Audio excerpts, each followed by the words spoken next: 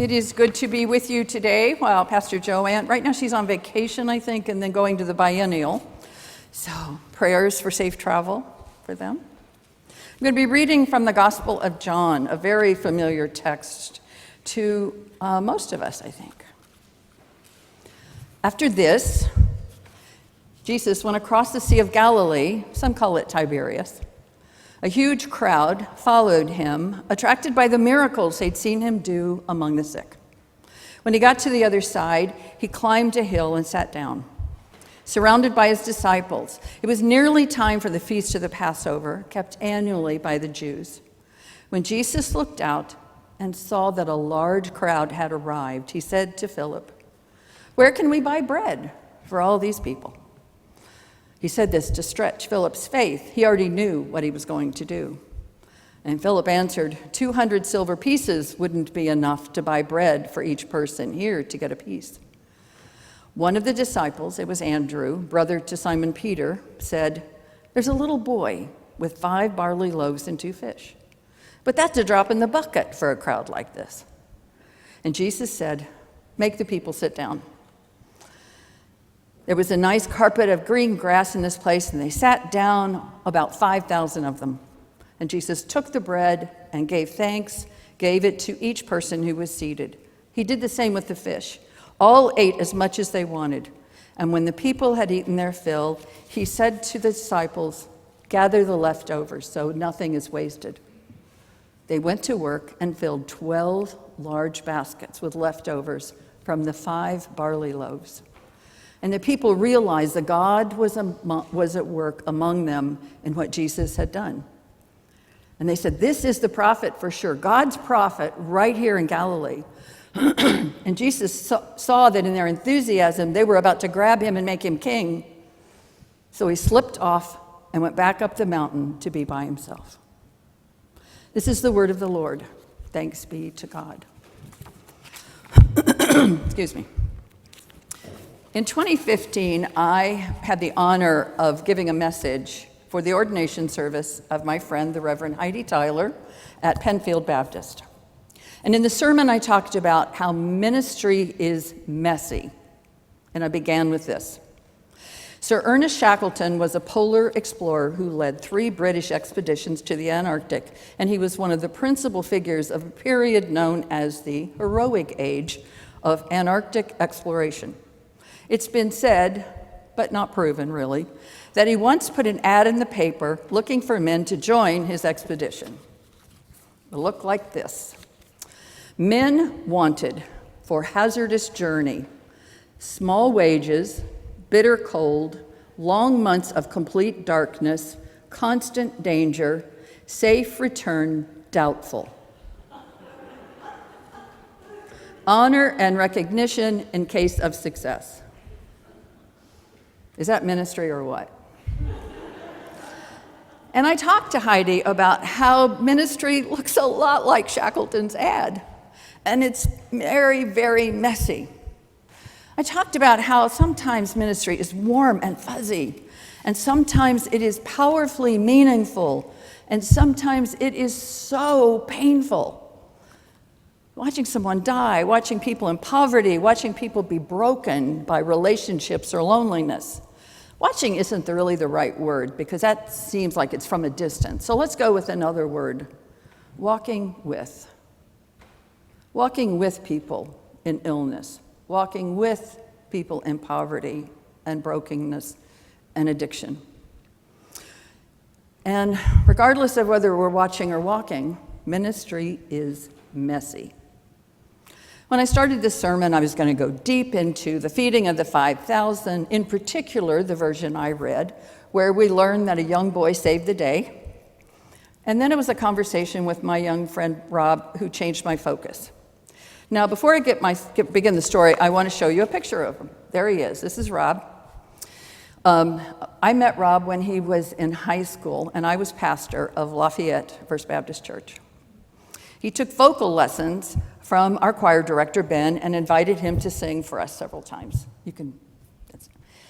Rob has he was Bob then and he's Rob now, so if I keep going back and forth, I'm trying. He has a wonderful voice, And we started talking, and over time, I learned that even in high school, he was struggling with addiction. And with his permission, I want to share our story, because it isn't just about him, it's about us. And I want to tell you, there might be some triggers for some of you. I don't know for sure, but I want to warn you. This isn't an easy story. Rob was raised in a Christian home. However, his father, a church deacon, abused alcohol, and Rob's mother. Rob says, my earliest memory in life was my father, in a fit of alcoholic rage, holding a loaded shotgun to my mother's head as she was reading to me The Velveteen Rabbit. Such things no person should ever experience in life, let alone a child of 2. Rob's mother eventually found her way out of the abuse, took Rob and went to her parents. She later remarried, and they had been members of a very loving Presbyterian church, but for some reason, Rob doesn't understand, they left it for a large General Assembly Baptist church in Lafayette, really large church. And as Rob's use of drugs became evident, they turned to their pastor for guidance. His advice? Throw him into the gutter. And if he dies, maybe you'll be given an opportunity to grow spiritually. And then the pastor blamed the mother and stepfather for his addiction for their ineptitude as spiritual leaders. Now, I have to tell you, in my time, almost 10 years in Lafayette, I've heard that story more than a few times. Needless to say, that didn't help Rob feel any connection to Christianity. In fact, it drove him from it. Ministry is messy. One Friday, my day off, to tell you the truth, he wasn't in a good place, so Rob and I met for lunch, and we talked about how out of control his life was. So I did something I never do, and I took him home with me. Took him to my apartment so he could get some rest, because he was really afraid of being alone at that point. So he slept on the couch, I made dinner, I took him back to his apartment that night, and then early the next morning I picked him up again and he spent the day with me, and then that evening I took him to a Narcotics Anonymous meeting. Someone from the meeting took him to a shelter for the night and brought him to church the next day. Ray Schooler from International Ministries was with us that Sunday, and so we all went to lunch afterward, and later I took Bob home. Our friendship continues today, even after we left. We're coming up on 15 years. So Rob and I have been friends for a long time. We weren't in constant touch, but every once in a while he'd reach out, and I always worried when he wasn't on Facebook, and sometimes he was in a good space, and sometimes he was struggling today with his addiction. So we stay in touch. He mostly lets me know when life's good, but when he drops off of Facebook, I know things are rough, so I go after him. About 13 months ago, maybe more, he overdosed and almost died. But he's clean today. He didn't think he would make it, but he did. His relationship with his parents is good. He has a son, I think, finishing probably 5th grade now, playing football. Rob has been the defensive line coach for the team. 365 plus days is nothing to sneeze about. And for those of us who have no idea what that means, just know it's hard. It's really hard. And I'm so proud of Bob. Now you may wonder, why did I spend time with Bob? He wasn't a member of the church. I really like him. We connected when we first met, and he's a child of God, for goodness sakes. He is loved by God, and he's loved by me, and I believe this. Some people need to be told they're worthy, not because nobody ever told them, but because someone told them they weren't. Bob and I chatted about this sermon. He wrote to me copious notes about his addiction to heroin and meth, his involvement in illegal activities, and how he found his way forward. And I wish I could share it all, but we don't have time. I'd really rather have him here so you could hear this from him. But here's one of the things he wrote to me. No amount of evangelism will reach me. I'm pretty firm in my beliefs. I'm happy that it works for you, but I can't stand organized religion. It's full of hypocritical, two-faced people. A pastor told my parents to throw me to the gutter when I was in active addiction. I acknowledge that there's some awesome clergy like my friend Peg. And for the most part, I've seen Christianity's true colors. And for one thing, it's nothing like Jesus. And for two, they would rather see people suffer than get off their high horse to help anyone. And when they do help people, it's a bait and switch. So for me, I'll take the 7 tenets over the 10 commandments. And you're wondering, what are the 7 tenets? Well, this was a big experience for me. Bob belongs to the Satanic Temple. It's not a place you go to church, it's a thing, I think. And it has nothing to do with Satan, and I have no idea where the name came from. I guess I should research that more, but here's their mission statement. The mission of the Satanic Temple is to encourage benevolence and empathy, reject tyrannical authority, advocate practical common sense, oppose injustice, and undertake noble pursuits. Now, there are 7 tenets that follow that, and if you want to go look, it's, like I said, the Satanic Temple, but it even encourages people to make amends for any hurt they caused, like AA does. Now, I imagine you're wondering where God is in all this, and I know Rob doesn't believe in God, but he does believe in doing good and taking responsibility for your own actions. Because you see, I told you, ministry's messy. Rob doesn't need us to believe the same for us to be in relationship. We just are. We're connected. We're present for each other. I'm not offended when Rob says what he feels or even what he feels about Christianity. For some pastors, this would be really hard and really, really messy. But for me, it's Rob's story. It's who Rob is. And yeah, it's messy. Kind of like the messy ministry at the feeding of the 5,000. A few things to consider about this. We often read 5,000, not counting women and children. Can you imagine how many there would have been? But there are 6 versions of this story, 4,000 and 5,000. And the point of the story seems to be that people were hungry. There were no concession stands or food trucks. Or were there? Okay, not food trucks, but food.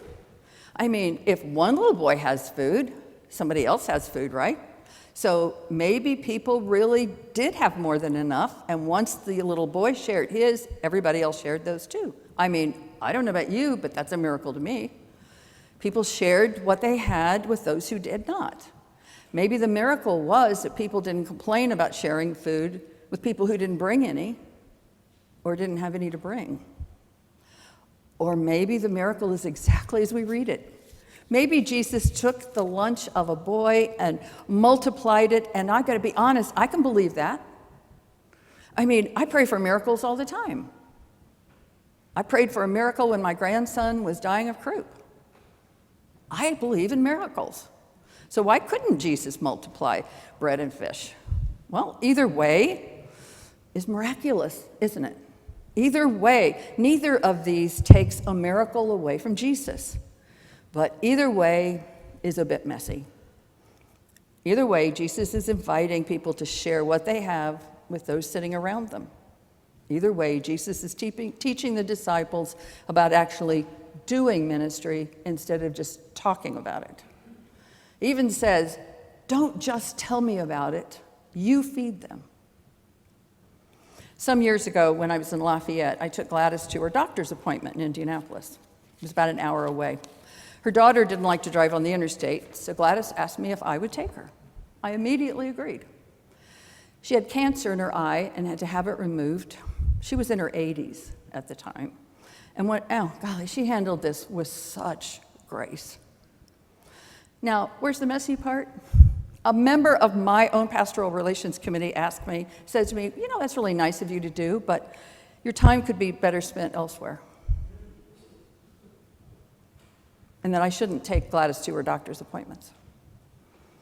I don't remember what my response was then, but I know what it would be now. What is the better use of my time than being with someone who needs a friend and a drive to the doctor? I mean, really. What is a better use of my time? Now, there are a number of clergy in this room, and we could tell you horrific stories about this, but let's not go there. We'll all just get depressed, and it was a good day, so let's stick with that. Instead, let's look at these words. Here's a spoiler. This is what I want you to take home. Spoiler alert. Ministry is messy. The church is perfect. We're all a little crazy. God is really good, and you are ridiculously loved.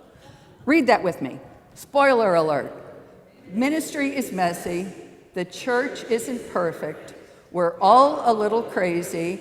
You are really good, and you are ridiculously loved. Are those words to remember or what? Sure, ministry is messy, but we're all a little crazy around, and everybody's, who's perfect? Certainly not the church. But we can lean into the truth that God is good, and we are ridiculously loved. Even those who don't worship or think as we do, even those who don't live as we do, even those who can't seem to climb out of the hole in which they find themselves. If you are a West Wing junkie, as I am, you know this story well. Leo is the president's chief of staff, and Josh is second to Leo, and he nearly died in an assassination attempt. He's been dealing with PTSD from the attempt. This is Noel, if you're looking for the episode, and he worries about his job. And Leo tells him this. The guy's walking down the street, and he falls in a hole. And the walls are so steep, he can't get out. And the doctor passes by, and the guy shouts, "Hey, you, can you help me out?" And the doctor writes a prescription and throws it in the hole. And a priest comes along, and the guy shouts, "Father, I'm down here in this hole. Can you help me out?" And the priest writes a prayer, and he throws it in the hole. And then a friend walks by, and he goes, "Joe, it's me. Can you help me out?" And the friend jumped in the hole. And the guy says, "Are you stupid? Now we're both down here." And the friend says, "Yeah, but I've been here before, and I know the way out." Ministry is messy. It just is. Sometimes it's helping someone find a job or a place to live, or sitting with someone who's ill, or being present when somebody's fighting illness or addiction. So Rob wrote some other words for me just a few weeks ago. Ministry is messy is the magnum opus in the sermon world. Life is currently great. I moved up to Michigan City, and I'm currently engaged to my future wife, Denise, and in 8 days, I celebrate 1 year clean, like I said a few weeks ago. It would have been impossible without the support from people like you and Ken, who saw me mired in the detritus of addiction and chose to stay instead of reacting with judgment. That is clergy following the clear expectation of the Apostolic Church put forth in its conception. So what it's worth from me, I thank God for your ministry, isn't that funny, and not losing sight of what Christianity should be and not devolving into what it's become. I can't tell you how touched I am by Rob's words. And over our 17 years of friendship, he's taught me about the horrors of addiction and the power of persistence. I also give thanks to God for Rob and for the privilege of being part of his support system. We never know what messy ministry God will call us into, but I guarantee it will happen, and together we can make a difference. Amen.